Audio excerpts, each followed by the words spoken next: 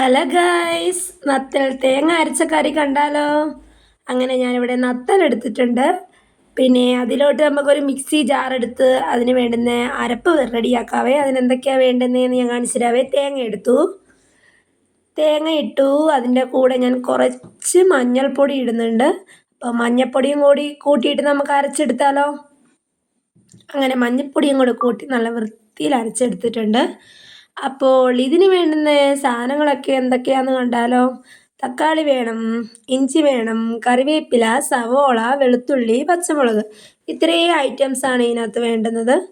അപ്പം നമുക്കിതൊരു പാത്രത്തിലിട്ട് വെള്ളമൊക്കെ ഒഴിച്ച് ഒന്ന് കഴുകി വൃത്തിയാക്കി അരിഞ്ഞെടുത്താലോ? അങ്ങനെ ഞാൻ ഇവിടെ ഇതെല്ലാം അരിഞ്ഞെടുത്തിട്ടുണ്ട്. തക്കാളി,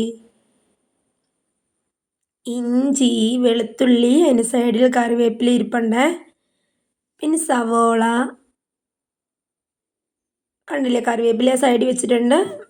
പിന്നെ പച്ചമുളക് ഞാൻ ഇവിടെ തന്നെ ആയ പച്ചമുളകാണ്, കടയിൽ നിന്ന് മേടിച്ചതല്ല. അപ്പം ഇത്രയും ഐറ്റംസ് ഞാനിവിടെ അരിഞ്ഞ് വെച്ചിട്ടുണ്ട്. അപ്പം നമുക്ക് വീഡിയോയിലേക്ക് പോയാലോ? അങ്ങനെ നമുക്കിവിടെ ഒരു ചട്ടി ചൂടാക്കാൻ വേണ്ടി വെക്കാവേ. അങ്ങനെ ചട്ടി ചൂടായപ്പോൾ എണ്ണ ഒഴിച്ച് കൊടുത്തേ. അപ്പോൾ അത് നന്നായിട്ട് ചൂടായി വരട്ടെ. ചൂടായി വന്ന ശേഷം നമുക്ക് ഇതിനകത്തേക്ക് ഉലുവ ഇട്ട് കൊടുക്കാം. ഉലുവ നന്നായിട്ട് പൊട്ടി വന്ന ശേഷം നമുക്ക് ബാക്കിയുള്ള ഐറ്റംസ് ഇട്ട് കൊടുത്താലോ?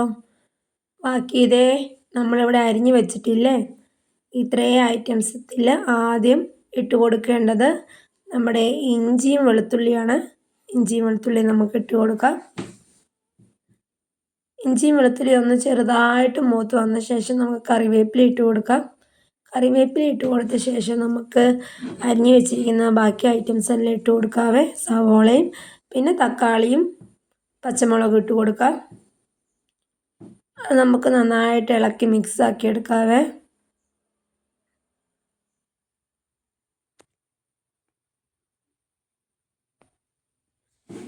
അങ്ങനെ അത് ഏകദേശം ഒന്ന് വരട്ടെ. നമ്മൾ ഇതിനകത്ത് കുടംപുളി അല്ല കേട്ടോ ഉപയോഗിക്കുന്നത്, നമ്മൾ ഇതിനകത്ത് വാളംപുളിയാണ് ഉപയോഗിക്കുന്നത്.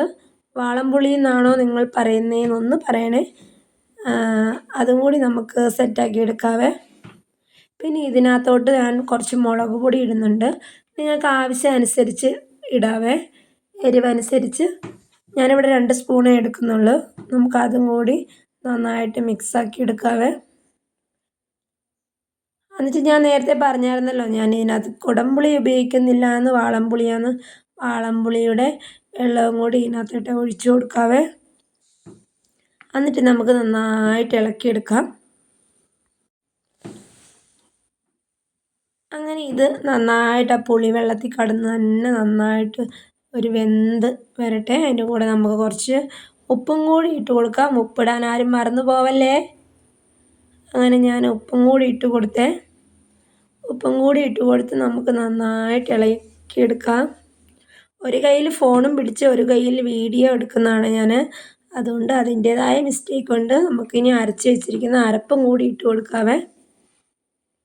അങ്ങനെ ഈ അരപ്പെല്ലാം ഇട്ട് കൊടുത്ത ശേഷം നമുക്ക് കണ്ടാലോ, ആവശ്യത്തിന് വെള്ളം ഒഴിച്ച് നമ്മുടെ അരപ്പെല്ലാം ഇവിടെ റെഡി ആയിട്ടുണ്ട്. അപ്പം പിന്നെ ഇത് നമുക്ക് തിളയ്ക്കാനായിട്ട് മൂടി വെക്കാവേ.